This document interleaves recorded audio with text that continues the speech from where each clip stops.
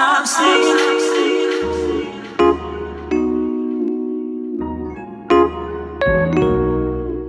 Mesdames et messieurs, bonsoir, bonjour, tout dépend de l'heure à laquelle vous me suivez. Vous êtes bien sur Home TV et grande et majeure de vous retrouver sur ce nouveau numéro de l'ICANICI avec thème la perte des valeurs scolaires. Ensemble avec Elna, nous allons discuter. Bonjour Elna. Bonjour. Tu vas bien? À l'aise? Trop bien. Ok. Très chers internautes, notons que l'école est un lieu d'acquisition des valeurs et des bonnes mœurs. Seulement, il me semble que ces valeurs sont en train d'être oubliées par la génération actuelle. D'où je viens vers toi, Elna, connaître quels sont les faits qui démontrent réellement cette perte des valeurs. D'accord, déjà il faut noter qu'il y a plusieurs faits qui démontrent réellement que les valeurs de l'école sont en train de se perdre. Avant, on ne pouvait pas voir un élève en tenue entre les sorties militaires. Wow. Chose qu'on constate maintenant. Avant, on ne pouvait pas voir un élève en tenue entre le fumer et sont en train de prendre de l'alcool dans la rue en plus. Ça, c'est ce qu'on constate actuellement. Et aussi, avec l'arrivée des réseaux sociaux, on constate qu'il y a des élèves qui se prennent en vidéo, en tenue scolaire, en train de danser des chansons qui n'ont rien à voir, aucun message avec l'école. Et ça, c'est très grave. Voilà. Si le phénomène des bagarres dans les rues, on arrive à voir des étudiants, des élèves, qui se battent en pleine rue. Et même lorsque la police intervient, ils s'en foutent carrément. Il n'y a plus la crainte, on ne traite plus les forces publiques. Donc, comme je l'ai dit, il y a plusieurs faits, mais de façon dramatique. Mais là, avec tout ce que tu viens de dire, lorsque tu parles d'avant, tu fais réellement allusion à quelle époque de la vie? À l'époque de nos parents, bien sûr. Disons aussi de nos enseignants.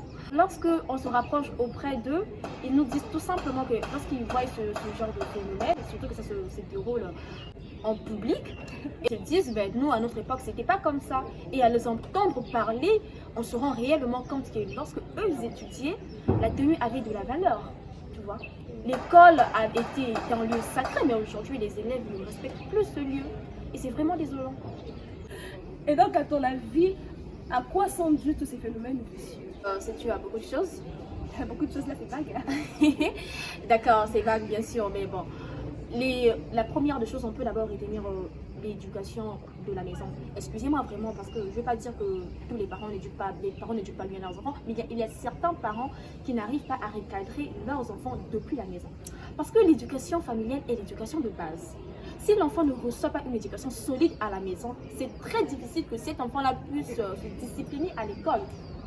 Tu vois un peu.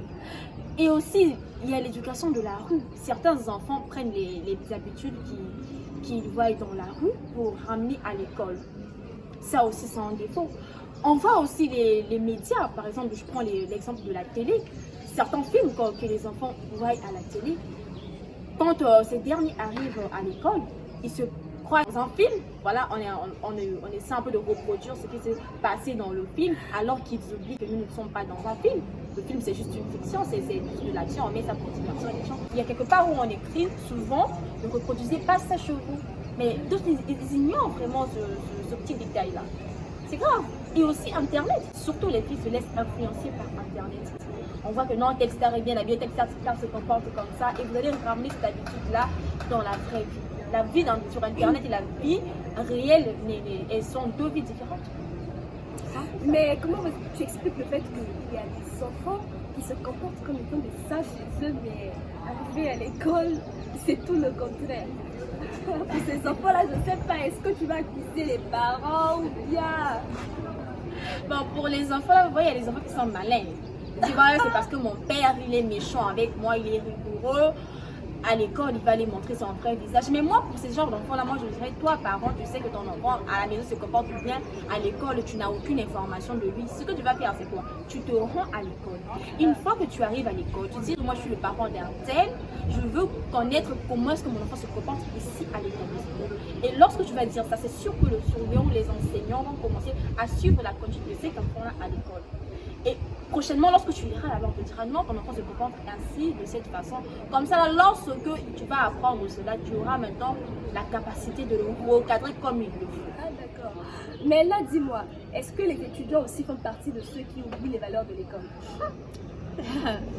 Là-bas, c'est même le pire en fait. Non, n'exagère pas. Parce que là-bas, on suppose qu'on est mature, non? Non, C'est vraiment le contraire. Si on prend l'exemple d'un enfant qui avait l'habitude de sécher les cours, ou soit qui avait l'habitude de tricher, hein, arrivé à l'université, alors on suppose qu'il ne veut pas changer d'habitude. Et déjà, lorsqu'on arrive à l'université, on est face à deux choix. D'abord, tu peux choisir le camp des étudiants qui veulent réussir. Et quand on veut réussir, il y a des mesures d'accompagnement qui vont avec. Voilà. Donc, il faut travailler, il faut bosser, il faut se discipliner et se sacrifier. Tu vois?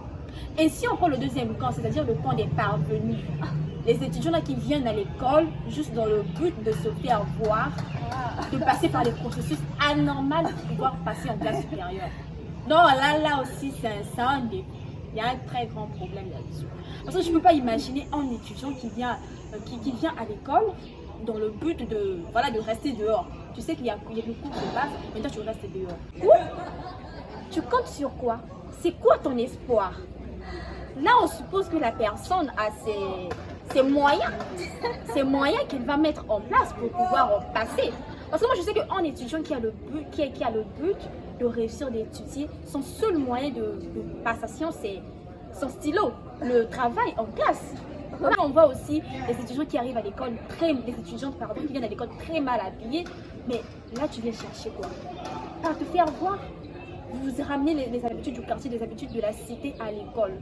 C'est pas normal. Il n'y a pas de différence entre celle qui va à l'université et celle qui est assise dans la rue en train de vendre je ne sais quoi. Il doit y avoir une différence. Lorsque on oublie qu'on est à l'école, c'est les valeurs de l'école qui sont en train d'être en voie de disparition. Ok, je vois. Et donc, suite à tout ce que tu viens de dire, quel est donc le conseil que tu peux apporter à tous ceux qui nous suivent? Ce que je peux donner comme conseil à ceux qui nous suivent, c'est que les parents maximisant vraiment l'éducation des enfants à la maison. Parce que l'éducation familiale est l'éducation de base. Si elle n'est pas solide, elle posera vraiment problème une fois arrivée à l'école. Et donc, faisons des efforts, mettons des moyens en place pour pouvoir contrôler comment se comportent nos enfants, que ce soit à la maison, dans la rue et à l'école. Et aussi pour les étudiants, très chers étudiants, lorsqu'on arrive à l'école, c'est pour un but. Le but, c'est de réussir. Maintenant, lorsque tu veux réussir, fais de ton mieux, mets des moyens en place pour pouvoir réussir d'une bonne façon. C'est lorsque tu passes par des moyens qui portent atteinte, ou soit qui dégradent ta dignité en tant que personne, ce n'est pas normal. Avant, on arrivait à féliciter, en fait, à admirer une personne qui va à l'école. Mais aujourd'hui, on ne voit plus ça. Tout cela pourquoi? Parce que nous avons tous contribué à ce que cette crainte-là, cette admiration-là puisse disparaître. Et il faut aussi savoir que les actes que nous posons aujourd'hui auront des répercussions demain sur notre vie future. Lorsqu'on vient à l'école, c'est pour chercher à avoir un avenir meilleur. Le pays a besoin de nous. Et donc, il est temps de prendre conscience, de se remettre en question, de voir ce qui ne va pas. Merci Elna. Donc, je viens pour réitérer ce que ma collègue a dit. Les parents maximisons le contrôle à la maison. Veillons à suivre ce que font nos enfants à la cité, ce que regardent nos enfants à la télé, ce que regardent nos enfants sur Internet. Parce que moi, je pense qu'un enfant qui a reçu les bases solides depuis la maison ne se laissera pas influencer par le comportement de la rue, par le comportement de X ou un tel à l'école. Parce que l'éducation de base, c'est la clé. C'est la clé. Et donc, chers élèves, chers étudiants, prenons en main notre avenir. Soyons conscients, soyons responsables, parce que les actes que nous faisons aujourd'hui ont des répercussions à l'avenir. Voilà, c'est ce que je peux dire. Nous sommes donc à la fin de ce numéro.